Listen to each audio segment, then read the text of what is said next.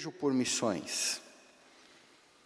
Em alguns momentos da minha vida, Deus me usou para fazer algumas coisas, e eu sempre fiz procurando dar o meu melhor. E de alguns anos para cá eu tenho entendido que Deus me quer nesse campo de missões, e é muito interessante, porque quando você começa a ler a Bíblia, você só vê textos que se destacam para esse chamado. Parece que ressalta somente esses textos. E esse foi um texto também que saltou para mim, destacou para mim, e eu queria dividir com vocês nessa noite. Vamos ler, eu vou ler, vamos acompanhar. No ano em que morreu o rei Uzias, Isaías falando, ok? Vi o Senhor assentado sobre um alto e sublime trono, e as suas asas, as suas abas do seu manto enchiam o templo. Acima dele havia serafins, cada um tinha 6 asas, com 2 cobriam o rosto, com 2 cobriam os pés, e com 2 voavam. E clamavam uns aos outros: Santo, Santo, Santo, é o Senhor dos exércitos. Toda a terra está cheia da sua glória. E as bases das portas tremeram à voz do que clamava, e a casa se encheu de fumaça. Então eu disse, Isaías falando: ai de mim, estou perdido, porque sou um homem de lábios impuros e habito no meio de um povo de lábios impuros. E os meus olhos viram o Rei, o Senhor dos exércitos. Então um dos serafins voou até mim, trazendo na mão uma brasa viva que havia tirado do altar com uma tenaz. E tocou-me a boca com a brasa e disse: agora isto tocou os teus lábios, e a tua culpa foi tirada e o teu pecado perdoado. Depois disso, ouvi a voz do Senhor, que dizia: a quem enviarei? Quem irá por nós? E eu, disse Isaías: aqui estou eu, envia-me. Até esse verso. Eu queria fazer um exercício aqui com os irmãos de forma muito rápida. Se você tivesse que falar alguma coisa sobre esse texto, numa única frase, o que destaca aos seus olhos? O que te chama a atenção nesse texto que nós lemos? O que te chama a atenção nesse texto? Alguma coisa?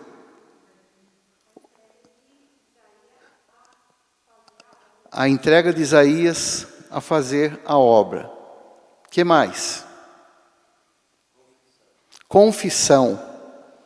Confissão de Isaías, certo? O que mais, irmãos? Obediência, chamado. Nós estamos dando ênfase em Isaías. O texto também fala de outras coisas. Não fala de Deus? Não fala? Quem se atreve a falar alguma coisa nesse sentido? Jairo?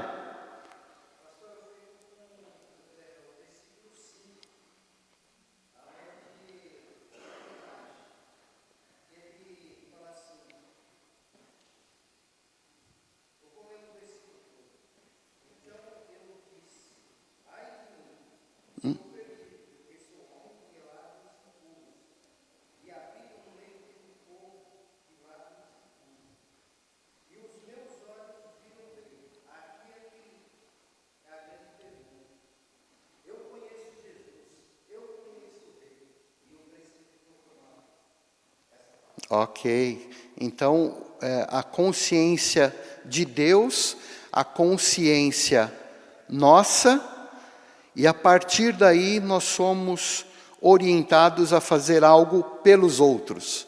É isso? Boa, mas já falou de Deus. O que mais, irmãos? Mais alguma coisa?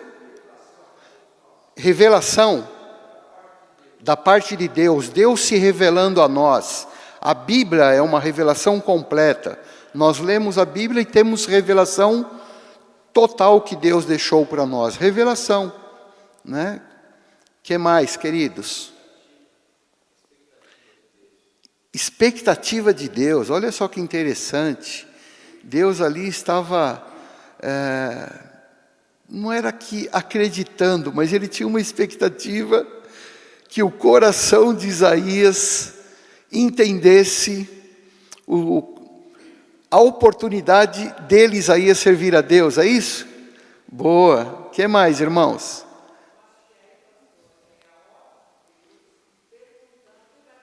Ok. Então, a doutora Antônia está levando o negócio um pouco mais para cima, advogado, né? A autoridade de Deus, né? E a gente usa aquele velho ditado: manda quem pode e obedece quem tem juízo. Sim, Railton. Uhum.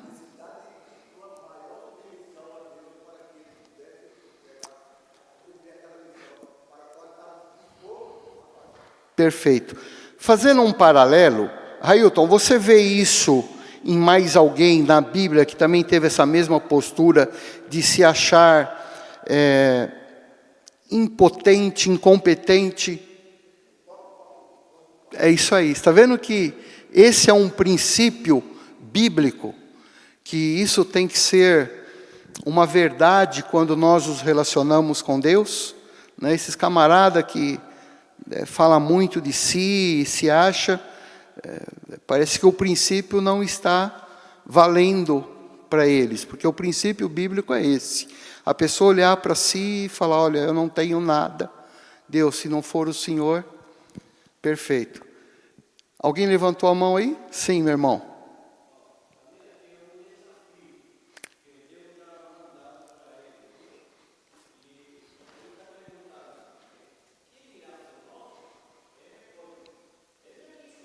Aham. Boa.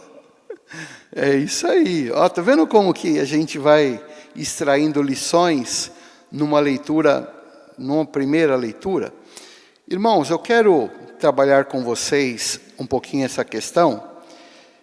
O texto começa dizendo que no ano que o rei Uzias morreu, lá em 2 Crônicas, capítulo 28, vai dizer que Uzias ele morreu de lepra, né? Então, nesse ano que Uzias morreu, o rei de lepra, houve essa revelação, houve esse manifestar de Deus. Isaías teve esse encontro com Deus. Foi no ano 740 antes de Cristo.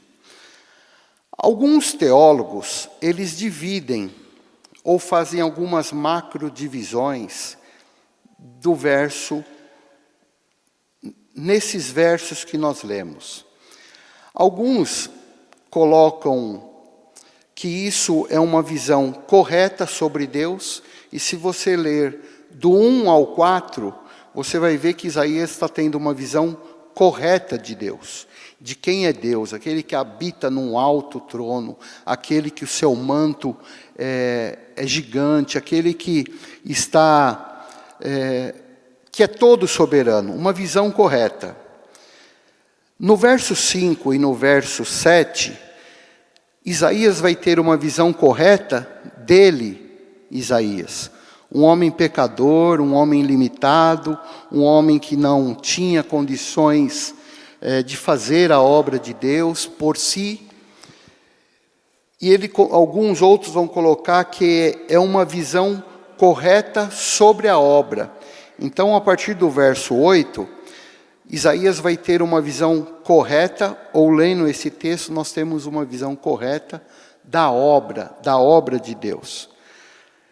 Alguns também fazem uma outra divisão, que primeiro é a visão da glória e santidade de Deus.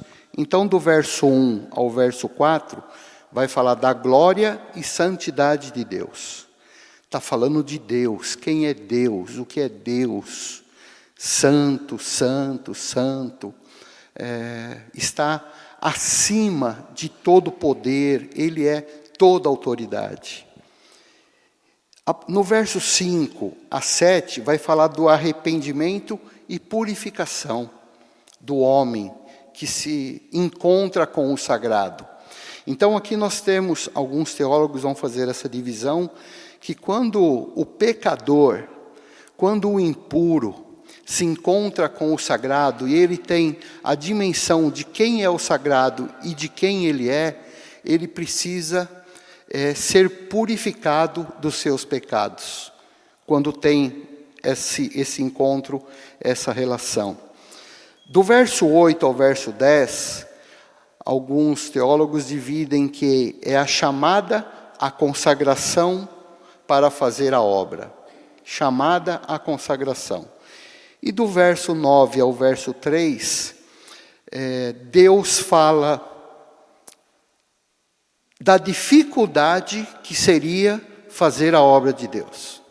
É muito interessante porque quando nós nos propomos a fazer a obra de Deus, a gente acha que nós não teremos dificuldades, que vai ser só porque Deus mandou, né, todas as coisas vão funcionar, vão se abrir todas as portas, não vai ter guerreiro atrás de nós, não vai ter império do Egito atrás de nós, não vamos ter escassez de água, não vamos ter escassez de alimento, a gente acha que não vai ter problema.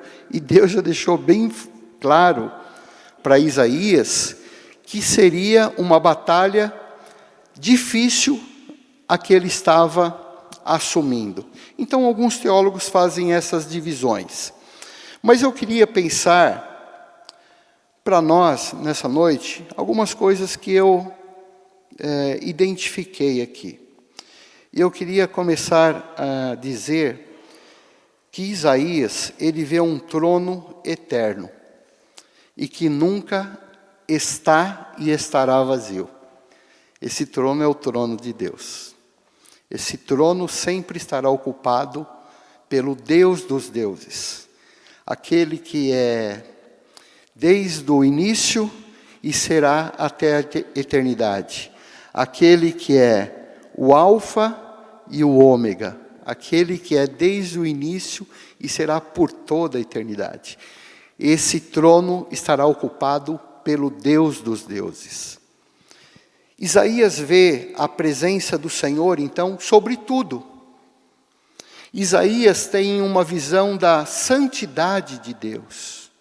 Isaías tem essa visão.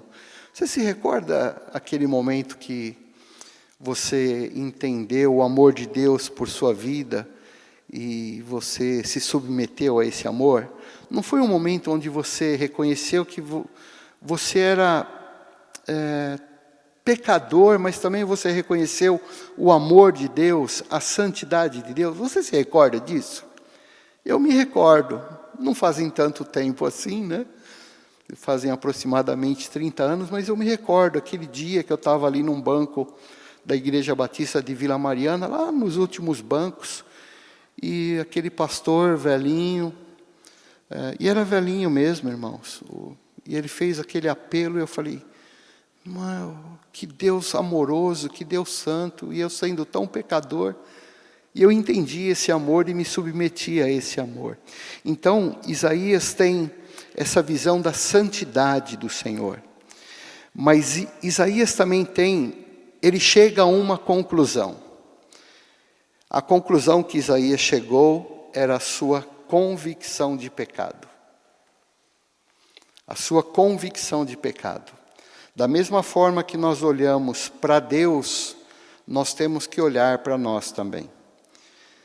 Para nós vermos o quão finitos, o quão limitados, o quão pecadores nós somos. Essa obra só é completa, eu vou dizer, esse círculo, ele só é completo quando nós vemos quem é Deus, nós vemos quem somos nós e nos submetemos à vontade desse Deus. Aí a obra é completa. E Isaías está nos ensinando isso. Por quê? Porque brota em nós automaticamente uma devoção em servir. A gente quer servir, a esse Deus. É natural em nossos corações. E a gente vê isso na vida de Isaías, né, nesse momento. E aí ele vai dizer: eis-me aqui, envia-me a mim, ou envia-me. Sabe por quê? Porque ele teve uma clareza do chamado. E quando nós temos uma clareza do chamado, não existe outras palavras na nossa boca senão a de: eis-me aqui, envia-me a mim. Ele também teve um conhecimento da autoridade do chamado. Não era meramente um rei, não era um rei dos judeus, era o rei dos reis. E ele reconheceu essa autoridade, de quem vinha esse chamado. Ele também entendeu a direção do chamado. Ele entendeu a direção, o que ele tinha que fazer. Não exatamente ainda como, mas o que ele tinha que fazer, a direção do chamado. E ele também teve uma ação de submeter-se ao chamado, à aceitação do chamado. Porque é comum nós colocarmos muitas dificuldades para aceitar o chamado. A gente coloca muitas dificuldades. Idade, tempo, dinheiro. Nós colocamos inúmeras dificuldades para nós nos submetermos ao chamado. Você não, graças a Deus, porque você é mais santo do que eu. Mas, às vezes, tempo, idade, uma condição financeira, família. Não estou dizendo para a família não ser importante, não estou dizendo que o seu trabalho não é importante. Mas, às vezes, nós queremos dedicar para Deus a nossa aposentadoria. Isso acontece conosco. A gente quer dedicar para Deus o resto do nosso tempo. A gente quer dedicar para Deus o que sobra do nosso dinheiro. Isso acontece conosco. E aqui, então, nós vemos Isaías aceitando o chamado. Né? E o chamado era: a quem enviarei? E quem há de ir por nós? A verdade é, irmãos, que somente aceita o chamado quem já esteve na presença do rei. Somente aceita o chamado quem teve um encontro com o rei. Você quer olhar para alguém de uma forma de fora e ver por que aquela pessoa tem dificuldade em se submeter? É porque ela nunca teve um encontro com o rei. Porque é impossível alguém que tenha tido um encontro com o Rei dos Reis não se submeter à vontade do rei. É impossível. Mesmo porque nós não merecíamos nada. E eu sei do que eu estou falando. Todos nós sabemos. Não tínhamos nada em nós que pudéssemos agradar a Deus. E nós nos tornamos filhos de Deus nos méritos de Jesus. Isso já é mais do que suficiente para nós nos submetermos à vontade do rei. Então, eu queria que você guardasse essa frase. Somente se submete à vontade, ao chamado do rei, quem já esteve na presença do rei. Porque estar na presença do rei, irmãos, é um momento tão diferenciado, é um momento de um divisor de águas tão grande, tão sublime. Estar na presença da autoridade do Deus Todo-Poderoso é um momento que quebra nossos corações. Alguns sabem que eu faço capelania. Se eu tivesse mais tempo, eu ia mostrar um áudio para vocês. A semana passada, na estrutura da Polícia Militar, o sargento do P5 mandou um áudio para mim, falou: pastor, quando o senhor estiver aqui na terça-feira, que foi ontem, hora que foi a semana retrasada, hora que o senhor terminar a preleção aqui, o tenente-coronel quer que o senhor suba na sala dele, que ele quer que o senhor ore por ele. Eu fui subindo aqueles degraus, não com medo, mas com um sentimento de temor, de respeito. Eu falei: uau, cara. Imagine nós estarmos na presença do general todo-poderoso, o Senhor dos exércitos. Eu fiquei ali um pouco impactado em estar na presença de um tenente-coronel. Essa semana, segunda-feira, eu recebo um áudio de um coronel que ele está procurando a nós, crentes, para nós o orientarmos num mestrado que ele vai fazer sobre povos andinos, e quer que nós, crentes, o ajudemos. Aí eu estou falando com o pastor Benjamin, com o pastor Jesus, com o pastor Fred, com o pastor Libério, que dominam um pouco mais isso, e segunda-feira nós vamos ter uma reunião aqui na igreja. Isso traz para nós assim um sentimento de temor, né, de respeito. Imagine Deus, irmãos. Isaías estava na presença do Deus Todo-Poderoso. Eu estou dando esses exemplos para nós entendermos a dimensão de quem é Deus.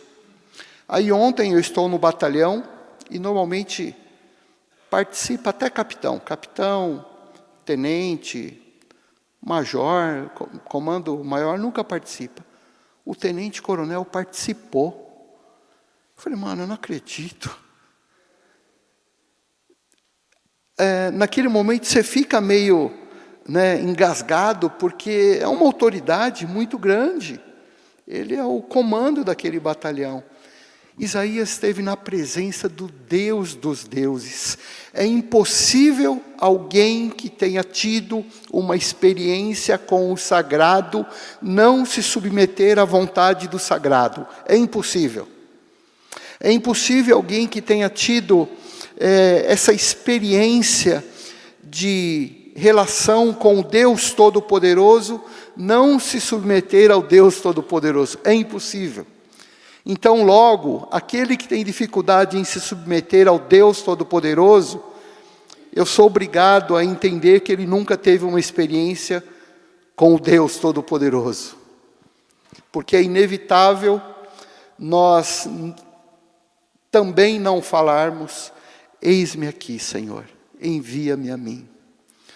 Então, quando eu olho para a vida de Isaías, guardando as devidas proporções, óbvio, eu também me vejo, lógico que guardando as devidas proporções, assumindo um chamado de falar a um povo que vira as costas, que não quer nem saber, muitas vezes ironiza, não dá valor, menospreza aqueles crentes, cambada de ignorante. E muitos falam isso, muitos pensam assim de nós. E nós sabemos que nós vamos encontrar esse povo. Assim como também Isaías sabia que ia encontrar um povo duro, de coração duro, que não iria acreditar, que não iria confiar. Mas Isaías tinha que ir a esse povo. Então eu queria que nós guardássemos isso no nosso coração. Deus tem nos chamado, Deus tem nos levantado, Deus tem colocado oportunidades nas nossas mãos. Obviamente que sim. E nós temos que aproveitar essas oportunidades e falar do amor de Deus, falar da soberania de Deus, levar o conhecimento de Deus a essas pessoas. Que seja assim também na sua vida, como foi na vida de Isaías. Alguém que teve uma experiência com o sagrado, é impossível sair outras palavras da boca dele que não seja: eis-me aqui, envia-me. É impossível. E eu acredito que nós temos tido, tivemos e continuamos a ter essa experiência com o sagrado. Então que dos seus lábios também saiam essa palavra: eis-me aqui, Senhor, envia-me a mim, conta comigo, quero ser um instrumento nas tuas mãos para proclamar a tua vontade, proclamar o teu reino. Amém, irmãos? Amém? Vamos orar? Eu quero te convidar a ficar em pé.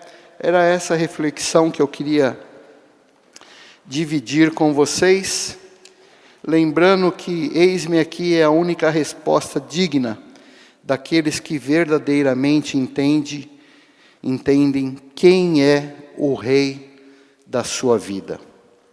Senhor, obrigado por esse momento, obrigado por esse culto que nós estamos te prestando, esse momento de reflexão da tua palavra, momento em que a tua palavra fala ao nosso coração, assim como os cânticos, assim como as orações. Nós te agradecemos, porque a tua palavra fala ao nosso coração. A tua palavra muda as nossas vidas. A tua palavra consola muitas vezes.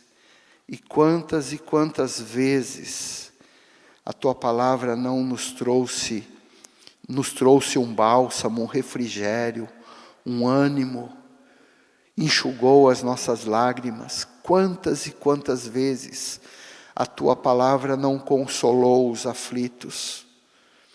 E quantas vezes nós também não estivemos na condição de aflito. Mas também, Senhor, a tua palavra nos exorta, a tua palavra nos motiva, a tua palavra nos encoraja a nos colocarmos à disposição do Senhor, a colocarmos a mão no arado, a ir com o Senhor, a sermos discípulos, a seguir o Senhor de perto, a fazermos discípulos, sermos seguidores dos teus princípios e proclamadores desses princípios. E hoje, ao ler essa experiência de Isaías, a nossa oração é que, apesar de nós, o Senhor conte conosco, use as nossas vidas para falar do teu amor, para denunciar o pecado, para denunciar as mazelas do mundo, para anunciar as boas novas. Use as nossas vidas para falar do teu amor a todos estes que estão distante do teu aprisco. Use as nossas vidas, Senhor. Use esta igreja, continue a usar essa igreja, que há 113 anos tem a sua proclamação de boas novas, do Evangelho. Isso que Isaías entendeu, Pai. Essa igreja também tem entendido e tem proclamado, apesar de um povo duro, um povo com um coração muitas vezes insensível, mas o nosso papel é de anunciar, o nosso papel é de ir, o nosso papel é de semear, Senhor. Por isso, continue a usar as nossas vidas. Essa é a nossa oração, e assim nós oramos, com perdão dos nossos pecados e em nome de Jesus. Amém. Deus abençoe, irmãos.